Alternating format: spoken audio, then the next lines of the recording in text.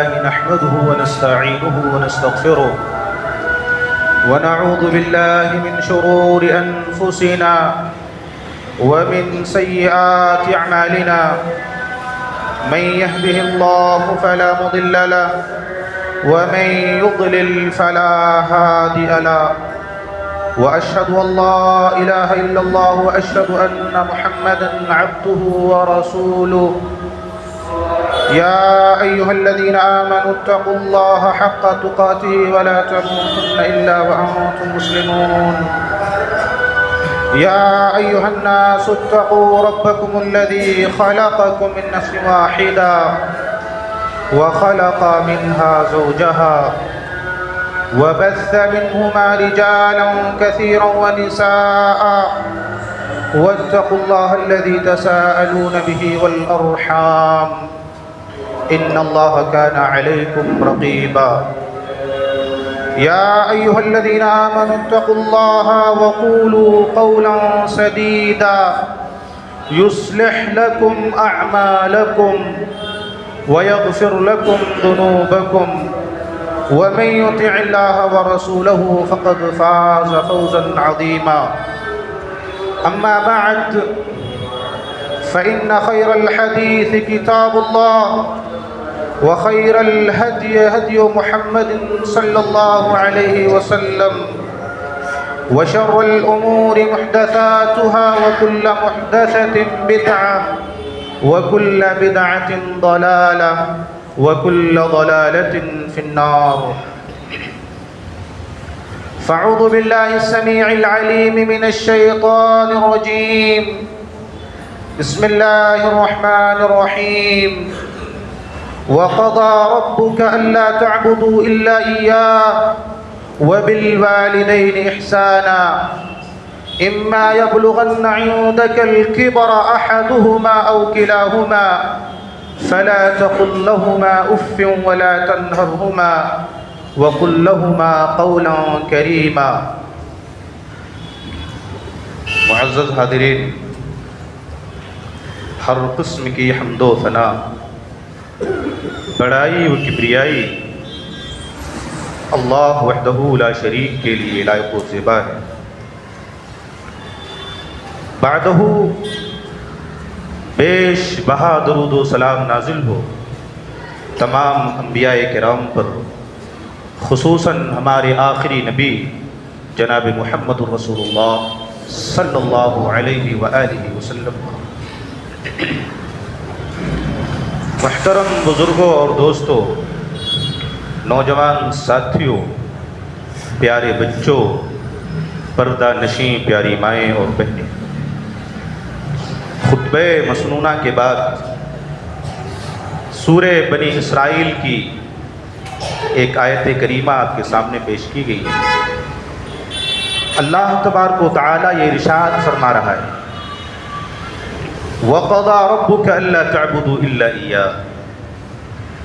اے نبی محمد صلی اللہ علیہ وسلم، آپ کے رب نے یہ فیصلہ کر دیا،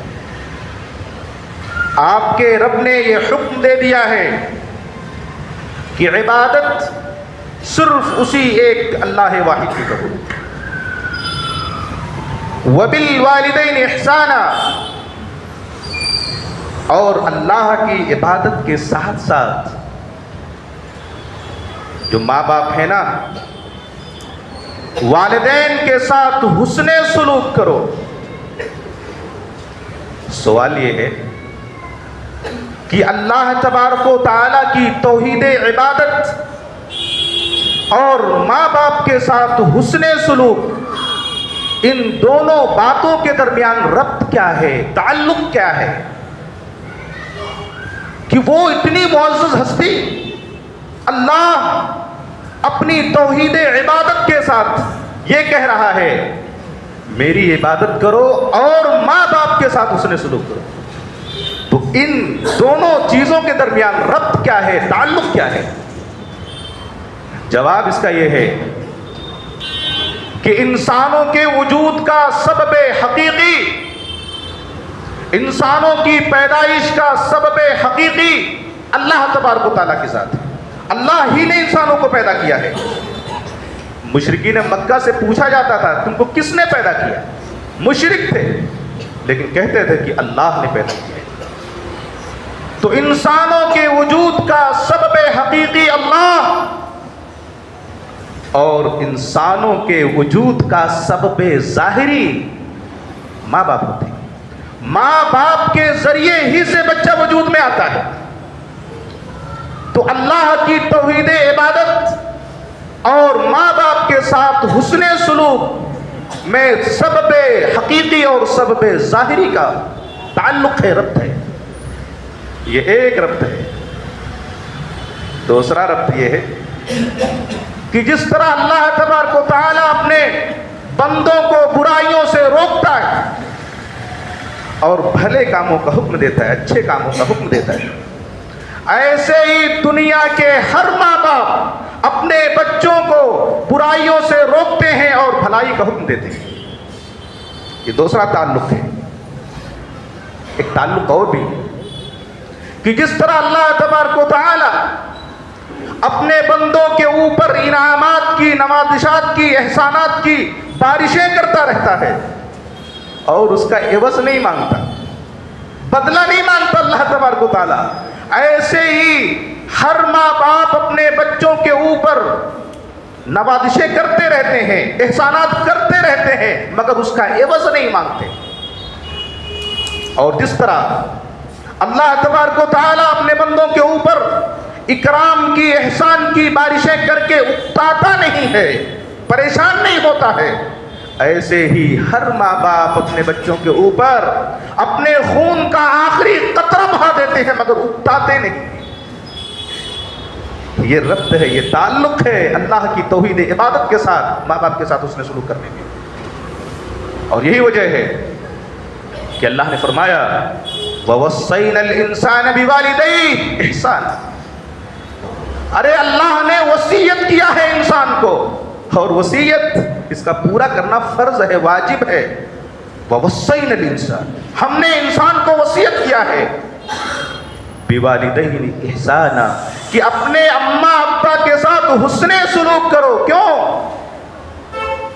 اللہ تبارک و تعالیٰ نے نقلی بہت ساری دلائل دیے ہیں، لیکن یہاں اس آیت کریمہ میں عقلی دلیل دیا ہے اللہ تبارک و تعالیٰ نے، اور دلیل ایسی ہے جو ڈائریکٹ دل کو اپیل کرتی، دل کو ٹچ کرتی ہے، ایسی عقلی دلیل اللہ تبارک و تعالیٰ نے دیا ہے۔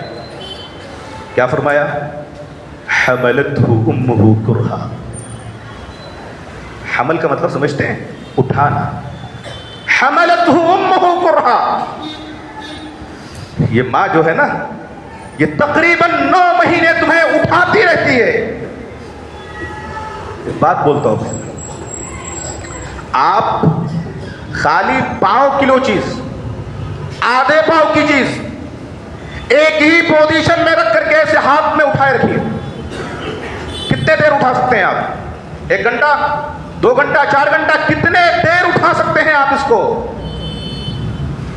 آپ 2-4 گھنٹے اگر ایسے اٹھائے رکھیے ایک ہاتھ میں، ایک ہی پوزیشن میں، آپ کا ہاتھ شل ہو جائے گا، جان نکل جائے گی ہاتھ سے، جان نہیں رہ جائے گی آپ کے اندر۔ پورے مستقل 9 مہینے ایک ہی پوزیشن میں یہ ماں اٹھائے رکھتی ہے بچے کو، کرہا، تھک جاتی، اور وہ بھی خوشی سے اٹھائے رکھتی ہے۔ یہ دل کو اپیل کر رہی ہے دلیل کہ ایسے ہی حسن سلوک کرنے کو نہیں حکم دیا گیا ہے، تمہیں 9 مہینے پیٹ میں ایک ہی پوزیشن میں اٹھائے رکھتی ہے یہ۔ وَوَضَعْتُهُ كُرْهًا، اور جب پیدائش کا وقت ہوتا ہے تو زندگی اور موت کی کشمکش میں مبتلا رہتی ہے۔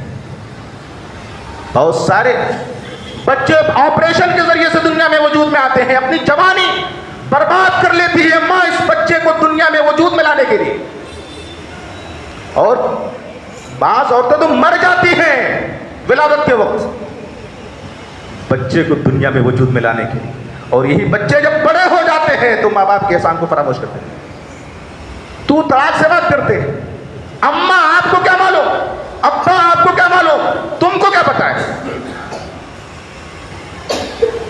وَحَمْلُهُ وَفِصَالُهُ 30 شهرًا، اللہ تبارک و تعالیٰ نے ایک اور دلیل دی ہے عقلی، جانتے ہو؟ 2 سال مستقل اپنا خون دودھ کی شکل میں تمہارے جسم میں پیوست کرتی ہے. وہ پورا ایک تالاب بھر کر کے آدمی ماں کا دودھ پی لیتا ہے, تالاب بھر کر کے. آدمی کے ریشے ریشے میں اس کا خون سرایت ہے, اور آدمی سر اٹھا کر کے ماں باپ سے بات کرے, سینہ تان کر کے ماں باپ کے سامنے کھڑا ہو. یہ اجازت نہیں ہے, شریعت نے اجازت نہیں دی. اس آیت کریمہ پر ابھی رکے رہیے. ایک حدیث حضرت معاویہ بن جاہمہ رضی اللہ تعالیٰ عنہ فرماتے ہیں, ان جاہمہ رضی اللہ تعالیٰ عنہ جاء الى النبی صلی اللہ علیہ وسلم فقال یا رسول اللہ اردت ان اغزو وقد جئت استشيرك فقال هل لك من قال نعم قال فالزمها فإن الجنة تحت رجليها. رواه النسائی فی کتاب الجہاد. پوری حدیث کو امام النسائی رحمہ اللہ ایسے ہی نسائی شریف کتاب الجہاد کے اندر لے کر کے آئے. حضرت معاویہ ابن جاہمہ رضی اللہ تعالیٰ عنہ فرماتے ہیں کہ حضرت جاہمہ یہ رسول اللہ صلی اللہ علیہ وسلم کے پاس آئے اور کہا, اللہ کے رسول اردت ان اغزو, میں چاہتا ہوں کہ جنگ میں جاؤں, میرا ارادہ جنگ میں جانے کا ہے, لڑائی کرنے کا ہے, جہاد میں جانے کا ارادہ ہے میرا. جہاد کو ایک غلط معنی اور مطلب نکال کر کے لوگ میڈیا کے سامنے پیش کرتے ہیں. دیکھو ایک عجیب و غریب قسم کا جہاد ہے یہ. میڈیا کے لوگوں کو, حکومت کو یہ بات سمجھنی چاہیے کہ کس قسم کا جہاد ہے یہ. اللہ کے رسول میں جنگ میں جانا چاہتا ہوں, وقت جیتو استشیرک, اور میں آپ کے پاس اس لیے آیا ہوں تاکہ آپ سے مشورہ کر سکوں, جاؤں یا نہ جاؤں. تو رسول اللہ صلی اللہ علیہ وسلم نے فرمایا, هل لك من اماں ہے, ماں گھر کے اندر ہے. کہا اللہ کے رسول ماں تو ہے, بہت بوڑھی ہو چکی ہے. قال فالزمها, ارے ماں کو لازم پکڑ, جنگ میں جانے کی ضرورت نہیں تم کو, ماں کی خدمت کر, اس سے چمٹ جا, لازم فالزمها, اس سے چمٹ جا. اور یاد رکھو قاعدہ یہ ہے کہ لازم کبھی بھی اپنے ملزوم سے جدا نہیں ہوتا ہے. جیسے روشنی سورج سے کبھی جدا نہیں ہوتی ہے, جہاں جہاں سورج رہے گا روشنی وہاں وہاں موجود رہے گی, اس لیے کہ روشنی یہ لازم ہے اور سورج یہ ملزوم ہے, اور سورج اور روشنی کبھی جدا نہیں, الگ نہیں ہوتی. وہی لفظ ہے فالزمها, ماں سے چمٹ جا, اس کو لازم پکڑ. اور جنگ میں جانے کا مقصد کیا ہے؟ جنت پانے کا. فإن الجنة تحت رجليها, ارے جنت تو اسی ماں کے قدموں کے نیچے ہے. اللہ اکبر. آج ہم اسی جنت کو پامال کر رہے ہیں, آج اسی جنت کو حاصل نہ کرنے کے طرح طرح کے سامان جتن کرتے ہیں. ایک دوسری حدیث جو سنن ترمذی کی ہے, ان رجلا اتى النبي صلی اللہ علیہ وسلم فقال یا رسول اللہ انی اصبت ذنبا عظیما فهل لي من توبہ قال هل لك من قال لا قال هل لك من خالة قال نعم قال برها. رواه الترمذی فی کتاب البر. پوری حدیث کو امام ترمذی رحمہ اللہ کتاب البر کے اندر لے کر کے آئے. ایک صحابی آئے, کہا اللہ کے رسول صلی اللہ علیہ وسلم انی اصبت ذنبا عظیما, مجھ سے ایک بہت بڑا گناہ سرزد ہو گیا ہے, ذنب عظیم مجھ سے سرزد ہو گیا ہے. فهل لي من توبہ, کیا میرے لیے کوئی توبہ کی گنجائش ہے؟ آپ نے فرمایا هل لك من ماں ہے؟ کہا اللہ کے رسول ماں تو نہیں, وہ تو چلی گئی دنیا سے. کہا هل لك من خالہ, خالہ ہے کیا؟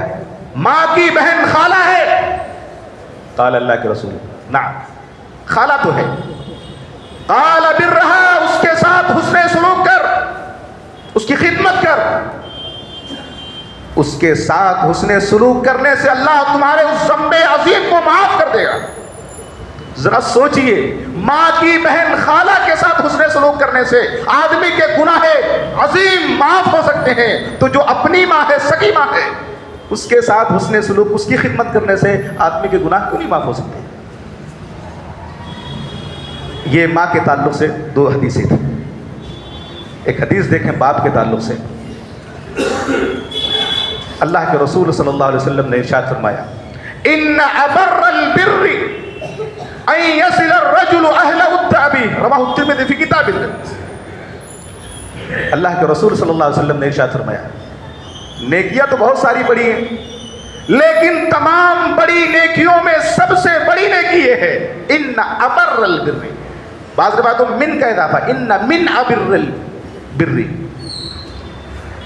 نیکیوں میں سب سے بڑی نیکی یہ ہے ان یصل الرجل اہل الدأب، کہ آدمی باپ کی وفات کے بعد، باپ کے مرنے کے بعد، باپ کے جو ساتھی ہیں، دوست ہیں، احباب ہیں، ان کے ساتھ حسن سلوک کرے۔ باپ دنیا میں نہیں ہے، چلا گیا دنیا سے، اب باپ کے جو دوست تھے ان کے ساتھ حسن سلوک کرے، سب سے بڑی نیکی ہے۔ لوگوں کو یاد رکھنا چاہیے، دھیان دینا چاہیے کہ میرے سرکل میں جو دوست ہوں، جو احباب ہوں، ذرا اچھے قسم کے ہوں۔ بیٹا دیکھتا ہے کہ میرے باپ کے جو دوست ہیں کیسے ہیں، جواڑی ہیں، شرابی ہیں، کبابی ہیں، کیسے ہیں، نیک ہیں، صالح ہیں، کیسے ہیں، بچہ دیکھتا ہے۔ لہذا لوگوں کو محتاط رہنا چاہیے، بہت بڑی نیکی ہے یہ۔ اور یہ بھی بات معلوم ہوئی کہ جب باپ کے دوست کے ساتھ حسن سلوک کرنے یہ سب سے بڑی نیکی ہے، تو باپ کے ساتھ حسن سلوک کرنا یہ کتنی بڑی نیکی ہو سکتی ہے۔ رسول اللہ صلی اللہ علیہ وسلم نے ارشاد فرمایا کل الذنوب یؤخر اللہ منها ما شاء الا حقوق الوالدین فإنه يعجل لصاحبها قبل فی الدنیا قبل الحیات قبل الممات کے الفاظ ہیں۔ کیا رونگٹے کھڑے ہو جاتے ہیں سبھی اس کو پڑھ کر کے۔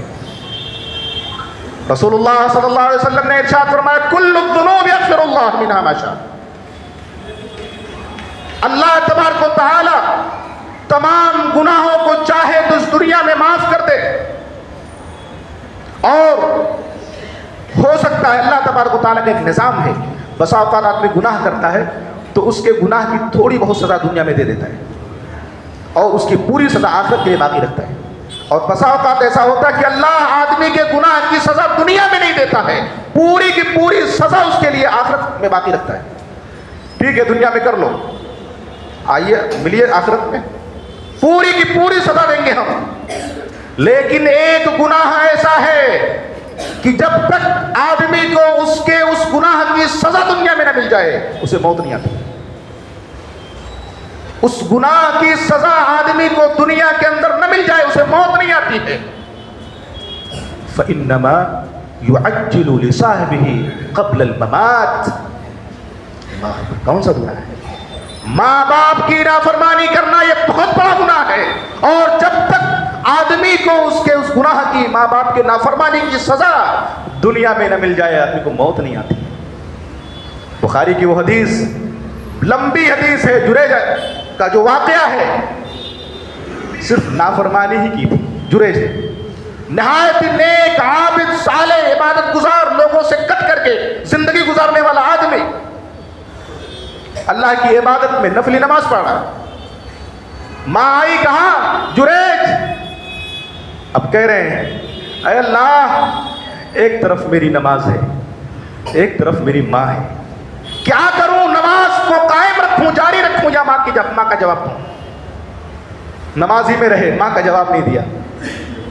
ماں چلی گئی، دوسرے دن آئی، کہا بیٹا جریج، کہا اللہ ایک طرف میری نماز ہے، دوسری طرف ماں ہے۔ تیسرے دن آئی، کہا بیٹا جریج، پھر نماز پڑھ رہے ہیں، نفلی نماز پڑھ رہے ہیں، کہا اللہ ایک طرف میری ماں ہے، دوسری طرف میری نماز ہے، کیا کروں؟ نماز چھوڑوں یا ماں کا جواب دوں؟ بالآخر وہ نمازی میں رہے، ماں کا جواب نہیں دیا۔ ماں نے جانتے ہو کیا کہا؟ بخاری کی حدیث، کہا اے اللہ جریج جب تک کسی بدکار عورت کا منہ نہ دیکھ لے اس کو موت مت دینا، کسی بدکار عورت کا منہ نہ دیکھ لے، موت نہیں دینا اس کو۔ اللہ اکبر، جریج پر الزام لگا دیا گیا، تہمت لگا دی گئی۔ بنو اسرائیل کی خوبصورت عورت نے کہا یہ بچہ جو ہے یہ جریج کا ہے۔ لوگ آئے، مار پیٹ کر کے اس کے جو عبادت خانہ تھا اس کو گرا دیا۔ اللہ اکبر، ماں باپ کے نافرمان کی بد دعا دنیا میں اس کی سزا دنیا میں مل جاتی ہے۔ اللہ، بہت نیک صالح تھے، لیکن یاد رکھیں والدین سے گزارش ہے، بیٹے بیٹیاں کتنی بھی نافرمان، بد دعا نہیں دینی چاہیے۔ حرمین الشریفین کے جو امام عبد الرحمن السدیس ہمارے سعودی کے زمانے میں جامعۃ الامام محمد بن سعود الاسلامیہ کے اندر آئے. میں اس وقت وہاں رہتا تھا اور وہاں کے حال میں وہ اپنا ایک واقعہ بیان کرتے ہوئے پڑے. ہمارے سامنے عبد الرحمن السدیس کہنے لگے میں ایک دن بہت ہی شرارت اور بدماشی میں نے کیا. کچھ کھانے میں کوئی تیکھی چیزیں مرچ مسالے کچھ زیادہ ڈال دیا میں نے. ماں کھانا بنا کے تیار کر رکھی تھی. میری ماں بہت ہی آبولا ہو گئی, غصہ ہو گئی اور اسی غصے کی حالت میں کہا کہ اللہ جا اللہ تجھے خانے کعبہ کا امام بنا دے. غصے کی حالت میں کہہ دیا تھا اللہ تجھے خانے کعبہ کا امام بنا دے. اور یہ کہہ کر رو پڑے. کہا جوان ہوا, جامعۃ الامام کے اندر میں نے پڑھائی کی, اس کے بعد اللہ نے مجھے خانے کعبہ کا امام بنا دیا. اللہ, کتنا بھی غصہ آپ ہو جائے لیکن بچوں کو بد دعائیں مت دیں آپ, اس لیے کہ ماں باپ کی بد دعا ہو یا دعا ہو دونوں اللہ قبول کر لیتا ہے, فوراً قبول کر لیتا اللہ تبارک و تعالیٰ. ثلاث دعوات لا ترد, 3 دعائیں ایسی ہیں جسے اللہ رد نہیں کرتا. دعوت الوالد لولدہ, والد کی دعائیں یا بد دعائیں اللہ کبھی رد نہیں کرتا ہے. یاد رکھیں آپ اس بات کو. ٹھیک ہے بچے نافرمان ہیں, ابھی نہیں سمجھ رہے ہیں, ابھی جوانی کے جذبات میں مگن ہیں, ابھی سمجھ میں نہیں آ رہا ان کو زندگی کی حقیقت, ماں باپ کی اہمیت. جیسے ہی یہ ماں باپ آنکھ بند کر لیں گے تب ان کو سمجھ میں آئے گا کہ ماں باپ کی ویلو کیا تھی, ان کی اہمیت کیا تھی. وہ لوگ جن کے ماں باپ نہیں ہیں پوچھئے ان کے دل سے, کوئی مشورہ دینے والا نہیں ہے, کوئی سایہ ان کے اوپر نہیں ہے. ماں باپ کتنے بھی بوڑھے ہو جائیں وہ گھنے سائے کی طرح رہتے ہیں. ماں اپنے بچوں کو ہمیشہ سایہ فراہم کرتے ہیں, کتنے بھی بوڑھے ہو جائیں, کتنے بھی کمزور ہو جائیں. لیکن بچے یہ سمجھتے نہیں, تو طلاق سے بات کرتے, والدین کی عظمت کا, ان کے وقار کا لحاظ نہیں رکھتے. باپ کے گھر الگ ہے, بچوں کے گھر الگ ہے, ماں کے گھر الگ ہے, بچوں کے گھر الگ ہے. اللہ اکبر, یہ مصیبت ہے اس قوم کی. وَقَضَى رَبُّكَ أَلَّا تَعْبُدُوا إِلَّا إِيَّاهُ وَبِالْوَالِدَيْنِ إِحْسَانًا إِمَّا يَبْلُغَنَّ عِندَكَ الْكِبَرَ أَحَدُهُمَا أَوْ كِلَاهُمَا. سنو, تمہارے یہ ماں باپ اما یبلغن عندک الکبر, یہ ماں باپ جب بوڑھے ہو جاتے ہیں, کمزور ہو جاتے ہیں, ان میں سے تم دونوں کو پالو یا ایک کو پالو. اما یبلغن عندک الکبر احدهما. عقلی طور پر دیکھا جائے تو انسانی زندگی کے 2 ادوار آتے ہیں, 2 دور آتے ہیں. ایک دور ہے بچپن کا اور دوسرا دور ہے 55 کا یا 65 کا یا 75 کا کہہ دیجیے. ہر انسان کو اس دور سے گزرنا ہے. بچپن کا دور, ماں باپ قوی ہوتے ہیں, مضبوط ہوتے ہیں اور بچوں کی تمام پریشانی, دکھ, تکلیف سب دور کرتے رہتے ہیں. اب یہ بچے جوان ہو گئے, ماں باپ بوڑھے ہو گئے, کمزور ہو گئے. اب ماں باپ جب بوڑھے ہو گئے, کمزور ہو گئے ہیں, یہ بچے جوان ہو گئے, تو ان کا فریضہ ہے, ان کے اوپر فرض ہے کہ جس طرح ماں باپ نے ہمارے بچپن میں ہمارے اوپر احسان کیا ہے, ہماری خدمت کی ہے, ایسے ہی ہم ان ماں باپ کی خدمت کریں.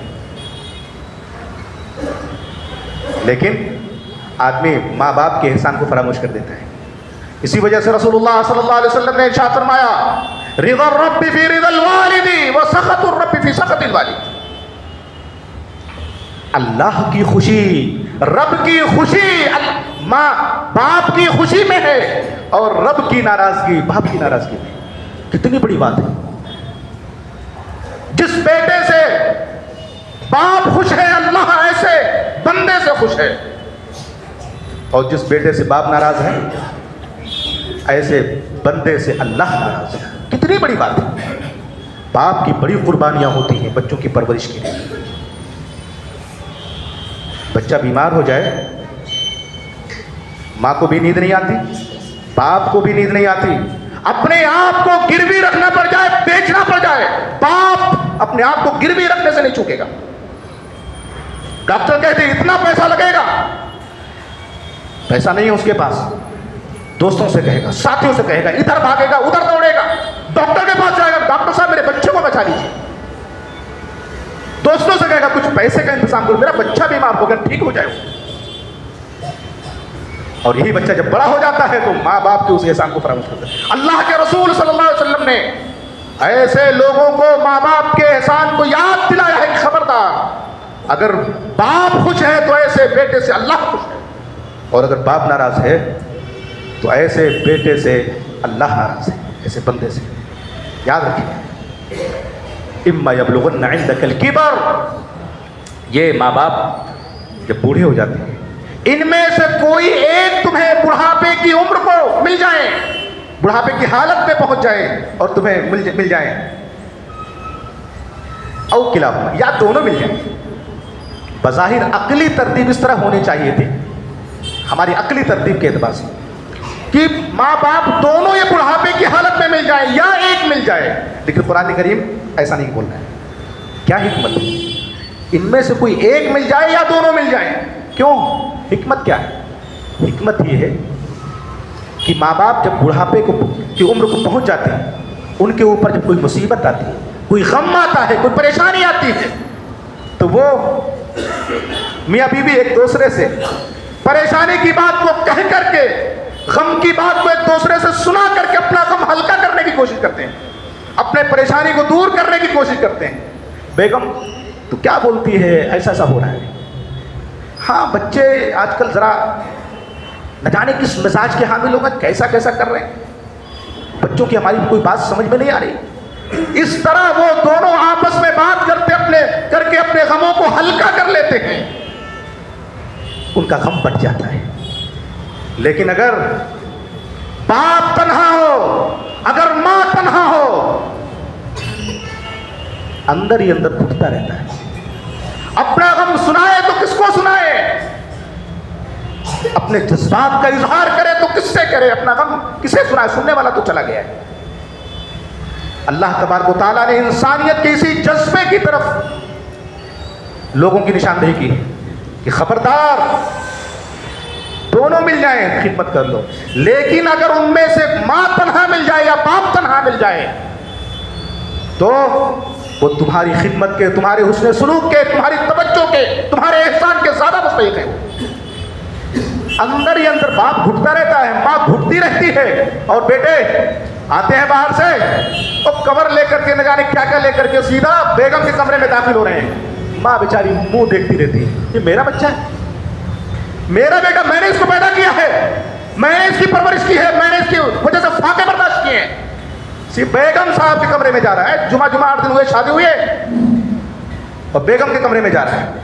زندگی بھر ماں نے پرورش کی ہے، ماں کو کوئی مطلب نہیں ہے، ماں تو نوکرانی بن چکی ہے، اب ماں نوکر بن چکی ہے۔ اب دیکھو کتنے بچے ہیں، ماں کے گھر الگ ہے، بچوں کے گھر الگ ہے۔ اللہ نے اسی نقطے کی طرف لوگوں کو کہا ہے کہ خبردار، ماں تنہا مل جائے یا باپ تنہا مل جائے تو وہ تمہارے احسان کے، تمہاری خدمت کے، تمہاری توجہ کے زیادہ مستحق ہیں۔ اما یبلغن عندک الکبر احدہما او کلاہما فلا تقل لہما اف، اف نہیں کہنا ان کو۔ اف جانتے ہو، بچہ کہیں پیشاب کر دیتا ہے، کہیں پیخانہ کر دیتا ہے، ماں باپ مسکرا کر کے خندہ پیشانی کے ساتھ اس کی گندگی کو صاف کرتے ہیں، کوئی بوجھ معلوم نہیں ہوتا کہ یہ پیشاب ہے، پیخانہ ہے، گندگی ہے۔ اللہ نے کہا یہ تمہارے بچپن میں تمہاری گندگی صاف کرتے ہوئے انہوں نے کوئی اف نہیں کیا، ان کے بڑھاپے میں، ان کی کمزوری میں یہ بستر پر تھوک دیں، بستر پہ پیشاب کر دیں، پیخانہ کر دیں، گھر کے اندر، تعلیم کے اندر، اور تم اوہو یہ کیا کر دیا، تھوڑا آگے چلے جانا چاہیے، اڑ کے جا نہیں سکتے تھے، اوہو کہنے کی اجازت نہیں، یہی ہے اف، فلا تقل لهما اف، اف کہنے کی اجازت نہیں ہے۔ تمہاری گندگی صاف کرتے ہوئے ان کی پیشانیوں کے اوپر بل نہیں پڑے، اور ان کی گندگی صاف کرتے ہوئے تمہاری پیشانیوں پہ بل پڑ جائے، یہ کہاں کا انصاف ہے، کہاں کا انصاف ہے یہ؟ فلا تقل لهما اف، اف کہنے کی اجازت نہیں ہے، ولا تنہرهما، ڈانٹنا نہیں ہے، اللہ اکبر، ان کے سامنے تیز آواز میں بات نہیں کرنی ہے، ولا تنہرهما، ڈانٹ نہیں سکتے، ماں کے سامنے، باپ کے سامنے بلند آواز سے سینہ تان کے کھڑے نہیں ہو سکتے آپ۔ بسا اوقات کیا ہوتا ہے، ایک طرف جوان بچے کے جوانی کے جذبات ہوتے ہیں اور دوسری طرف بوڑھے ماں باپ کی زندگی کے تجربات ہوتے ہیں. جذبات اور تجربات یہ ان دونوں کا کبھی کبھی آپس میں تصادم ہوتا ہے, ٹکراؤ ہوتا ہے. بیٹا بولتا ہے ارے ابا میں جو کہہ رہا ہوں یہی صحیح ہے. باپ بولتا ہے بیٹے پوری زندگی اسی سیل رواں میں گزری ہے, میں جو کہہ رہا ہوں یہی صحیح ہے. جذبات اور تجربات دونوں کا آپس میں ٹکراؤ ہوتا ہے. کہا گیا فلا تقل لهما ولا تنهرهما, اگرچہ تمہارے بوڑھے ماں باپ کی بات غلط ہو, اگرچہ غلط ہو, غلطی کے باوجود تمہیں ماں باپ کے سامنے انہیں تیز آواز میں بات نہیں کرنی ہے, انہیں ڈانٹنا نہیں ہے. تمہارے جذبات ماں باپ کے تجربات کے سامنے پست ہونے چاہیے, نیچے ہونے چاہیے. ولا تنہرہما, ڈانٹا نہیں ان کو, سامنے تیز آواز سے بات نہیں کرنی. ولا تنہرہما وقل لہما قولا کریما, قول کریم سے بات کرنا ہے, نہایت ہی عاجزی کے ساتھ, مؤدب ادیبانہ الفاظ کے ساتھ, نہایت ہی ادب کے ساتھ بات کرنی ہے ان سے. جی امی, جی ابو, یہ نہیں کہو پا, کہو اماں, کہو چلاتے ہو, کہو پکڑ پکڑ کیے. ولا تقل لهما وقل لهما قولا کریما, قول کریم سے بات کرنا ہے. عربی والے نے بڑی بہترین اس کی تشریح کی ہے, کہا کلام العبد المذنب لسیدہ الفضل الغلیظ. جس طرح ایک غلطی کرنے والے غلام کی جو بات ہوتی ہے اپنے سخت دل مالک اور سخت زبان آقا کے سامنے. کوئی غلام ہے, کوئی نوکر ہے, اس نے غلطی کر دیا ہے, کوئی غلطی اس سے ہو گئی ہے, اور اس کا جو مالک ہے نہایت ہی سخت دل ہے اور سخت زبان ہے. اب ظاہر ہے ایسا غلام اپنے مالک کے سامنے کیسے گفتگو کرے گا؟ حضور غلطی ہو گئی ہے, مجھ سے یہ کوتاہی ہو گئی ہے. وہ جانتا ہے کہ اگر میں نے اپنے مالک کے سامنے تیز آواز سے بات کیا تو ایک تو سخت دل ہے, سخت زبان ہے, جوتا اٹھا کر کے مارے گا یہ مجھ کو. تو جس طرح ایک غلطی کیے ہوئے غلام کی بات ہوتی ہے اپنے مالک, سخت دل مالک اور سخت زبان آقا کے سامنے, ایسے ہی وَقُلْ لَهُمَا قَوْلًا كَرِيمًا, ماں باپ کے سامنے ایسی بات کرو, عاجزی کے ساتھ, انکساری کے ساتھ, ایسے ہی بات کرنا ماں باپ کے ساتھ. وَاخْفِضْ لَهُمَا جَنَاحَ الذُّلِّ مِنَ الرَّحْمَةِ. یہ قرآن بول رہا ہے, حدیث رسول کہہ رہی ہے, یہ کوئی ایران و توران کا قصہ اور واقعہ نہیں ہے. آج بچے کیسے کیسے سلوک کر رہے ہیں ماں باپ کے سامنے, کیسی زبان اور کیسا لہجہ استعمال کر رہے ہیں ماں باپ کے سامنے. وَاخْفِضْ لَهُمَا جَنَاحَ الذُّلِّ مِنَ الرَّحْمَةِ, ذلت کا بازو ان کے سامنے پست رکھو, پھیلائے رکھو. کیسے؟ مفسرین نے لکھا ہے کہ جیسے ایک مرغی دانا چنتی ہے اور اس کے چوزے چھوٹے چھوٹے بچے ادھر ادھر دانا چنتے رہتے ہیں, اور اس مرغی کو یہ خطرہ محسوس ہوتا ہے کہ کوئی کوا آ رہا ہے, کوئی چیل آ رہی ہے, کوئی کتا, کوئی بلی آ رہی ہے اور بچے کے اوپر اٹیک کرنے والی ہے, حملہ کرنے والی ہے. وہ مرغی کیا کرتی ہے, قسم کی آواز نکالتی ہے اور سارے بچوں کو اپنے پروں سے ڈھانپ لیتی ہے, اپنے پروں کے اندر سمیٹ لیتی ہے اس کو. وَاخْفِضْ لَهُمَا جَنَاحَ الذُّلِّ, ایسے ہی ذلت کا بازو ماں باپ کے سامنے سایہ بن کر ان کے سامنے کھڑے رہو. وَاخْفِضْ لَهُمَا جَنَاحَ الذُّلِّ, یہ تعبیر ہے, یہ تشریح ہے. آج بچے ماں باپ کے سامنے پیر پھیلا کر کے اور ریموٹ ٹی وی کا لے کر کے دیکھ رہے ہیں, سیریل دیکھ رہے ہیں. اب ماں باپ بیچارے پڑے ہوئے ہیں, دوا نہیں ہے, ماں باپ کے خرچے, ماں باپ کی ضروریات پوری نہیں ہو رہی ہیں, اور بیٹے صاحب ٹی وی دیکھ رہے ہیں, موبائل پہ لگے ہوئے ہیں. دوا چاہیے, ہاں آ جائے گی. اللہ, یہ حالت ہے قوم کی.